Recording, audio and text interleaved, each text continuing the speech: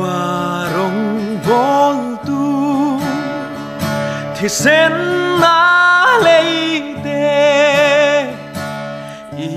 zam long o i kal ze lang u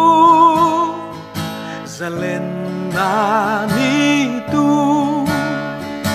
a theng don ta e limin ni zai zo kan Hosanna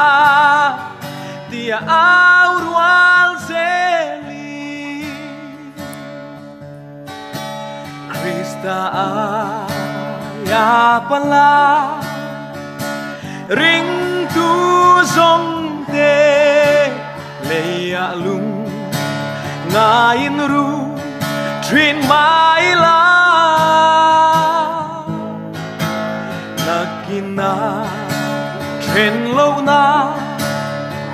khổ bụi thiên hu ni nên là tung cao trôi và là căn rem toa thì na tim ram ma sual ral do turin lalpan min so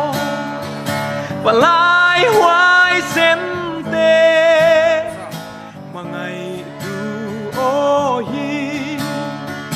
i hay đó nên ni hoi kal thoa ya không ngày na ni lia mek zele Krista ya pala ring tu zong te leia lung ngain ru trin mai la nakina tren lâu na khổ bụi thiên hu ni nên là tung cao trôi và là căn rem toa Israel pha tên Canaan pan na meile chuma a xoay dễ lăng khan mà ngày tu lal pan min xoay dễ đón si thì na căn này po in là li xoan min khả thăm đón si lâu Krista ya palai ring tu zong te leia lung ngain ru trin mai la nakina tren lâu na khổ bụi thiên hu ni nên là tung cao trôi và là căn rem toa chỉ bụi lâu rangin min nuai về mà se lal si bay rua để min dal dấu lo cả tin na lung quy sẽ toan của quy nghe sẽ toan hi ngai lo là li xóa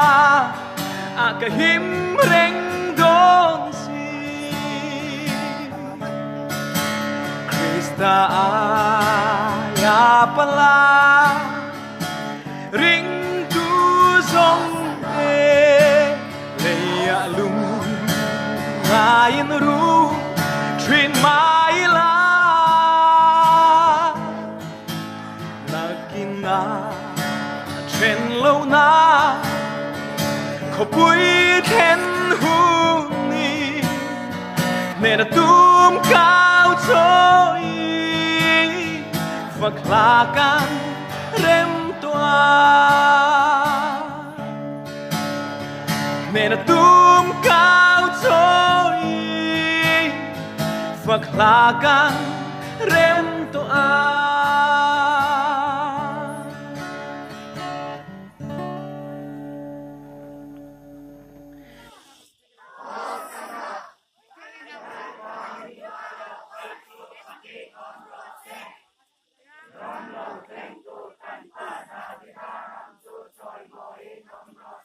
Nói luôn.